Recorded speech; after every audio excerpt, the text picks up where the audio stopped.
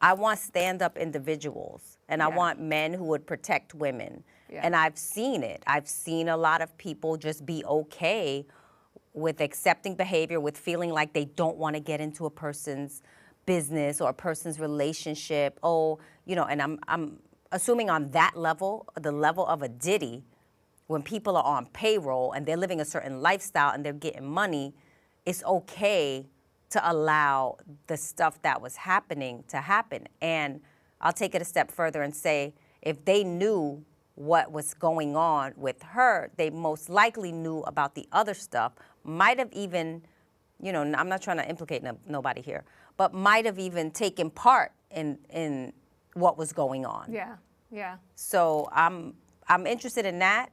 I'm also, like I said before, the last time we were here, I was like, who was on the freak off tapes? I still want to know who was on the tapes. Well, so in the transcripts, the judge will be ruling on whether or not the media will be allowed to see the sex tapes. He's ruling on that. He's contemplating on that. Because I guess he wants to make sure nobody's rights are being violated. Right. So he is ruling on whether or not the press will be allowed. It's going to get out, though. I mean, look, we look at they didn't want to let cameras in the courtroom and all. We're like living it day by day, watching it play out. There's a lot of press outside the courtroom. Yeah. And the Free Diddy campaign T-shirts were outside the courtroom. What you have to say about what 50's saying about that? Well, I mean, there is a video circulating online where the lady did admit that she was paid, well, was asked to wear the Free Diddy shirt for $20. For $20. $20 an hour. I honestly think that it's not far-fetched, because if you think about, like, I mean, if you was paying Cassie's parents, I mean, if you were making Cassie's parents pay you, right, it's not far-fetched, because it's all PR. Yeah, it's all PR. It's not far-fetched for me to believe that as a part of marketing, that to change the public's perspective about who he is, absolutely, would say, can you wear some Free Diddy shirts? Because, you know, after reading through the transcripts and after seeing Cassie on stand, the pictures, you know, the drawings of her, the sketches of her being 8.5 months pregnant, how do you not have empathy for her? Yes. And, you know, I see the comments as well, but I also see a lot of women that are like, yo, like, this is not the guy that, you know, we used to, like, we really bumped this guy in our car. Yeah. Like, you know what I mean? And I've shared this with you before, and I've shared it on this podcast. You know, I had a relationship with Puff. Like, I've been to his house. Yeah. I've been to his New Year's Eve parties, not the after parties. Oh. Not the freak-offs. Not the freak-offs. You know, I've been invited to his house. I've been, you know, I've been approached to work for him in different capacities. I've never seen this side of him ever in life. And as someone who's never seen this side of him before, it breaks my heart to know that this is what it was, that really just kind of bamboozled a lot of people. Like, does it make you look at things differently? Like, we've had this conversation as well, right? I always say, I don't really know certain people like that, right? I don't just knew know his them industry like persona. that. I know who you portray, but I don't really know what you're doing behind closed doors. That's why I don't take up for anyone here. And so I look at the facts. I try to be very, you know, fair in how I judge things on both sides, right? You know, we all can have an opinion, but there are people that I know. I would say I have friends in the industry for sure, and I know them. But then I just know a lot of people. Yeah. I know a lot of people. That doesn't mean I know their character or what they're doing behind closed doors. Yeah, I mean, I just knew his industry persona. Yeah. And that's basically what he showed me. Yeah. You know, I wasn't in his intimate circle. Right. But I knew him. But there were people in his intimate circle that didn't know that this was going on, or at least claimed they didn't know this was going on. So even that, right? Like, it's kind of like the same thing with DV, a husband and a wife, right? You don't know what goes on behind closed doors a lot of times. People are like, oh, they look like a happy couple. But you don't know, especially someone that has those tendencies and, you know, that narcissistic.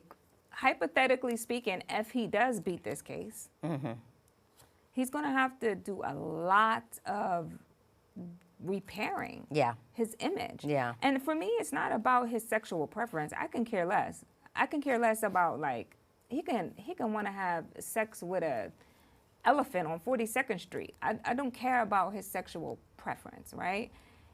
What just got me the most is just the domestic violence and the physical abuse. Yeah. And just like, and he's always come off to me as someone who loved to be surrounded by strong Black women.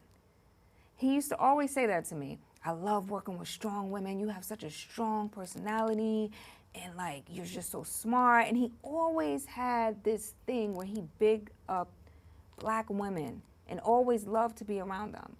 So for me to read these transcripts and see how violent he was towards women, I think that's what hurt me the most. It's like, damn, like, and I know so many dope Black women that worked for him. Doubt protests too much. You know, like that's what that is. It's like it's a little bit too much. Like it almost feels like you're covering something up. I think this trial is going on. We're still learning. More things are going to be revealed. I think it's shocking a lot of us. More people are going to be named. I mean, I'm just waiting before I really. And the defense will start to lay out their case too, right? Absolutely. So the prosecution goes first. Yep. And that's what we're seeing right now. The prosecution is laying out their case. The defense is rebuttaling, cross-examining, but then the defense is going to lay out their case. What is the word on whether or not he is testifying? I don't think he will. I don't think he will. They haven't said that yet. They have not talked about that. Do you think Diddy is going to testify? If you are like and comment on this, because I haven't seen a lot of talk about that. And I'm like, no one's talking about whether or not he's going to testify. Yeah. I don't think he will, but he might. He might, because I think his credibility is shot. Yeah. I think his credibility is shot. I think if he gets on the stand, people aren't going to believe what he's saying, right? And you can go back and, hey, this was you in the video the day after Cassie filed her case, is what you said, right? And they played that video for the jury. And so I'm interested to see if, you know, who is the defense going to call? And I don't know if they could play, you know, if he gets called to the stand, I'm sure the prosecution will bring into evidence the video when he went on social media denying. Yeah, that's what I'm saying. And then apologizing. That video kills his credibility. Yeah. So, you know, when you cross-examine him and you bring up that video, if it's admissible, right? It's admissible, yeah. I mean, even if it's not admissible, the jury's seen it. I don't want to hear nothing about this jury. They've seen all of this stuff. Well, let's remind folks the jury is made up of 8 men and 4 women. Mm-hmm. So, and they all are like in Manhattan, Westchester, different parts of New York. Blue collar, you know, working class, you know. This case right here. This is the biggest case, in my opinion, the biggest case we've seen coming out of hip hop. Yeah. Biggest case. Yeah. And you know I'm working on that book. So I'm like, this right here, this is a big one. Yeah. So listen, we will continue to keep you updated on the Diddy trial here on Trigger Warning, and you can feel free to comment in the comments, like, subscribe, do all of that good stuff.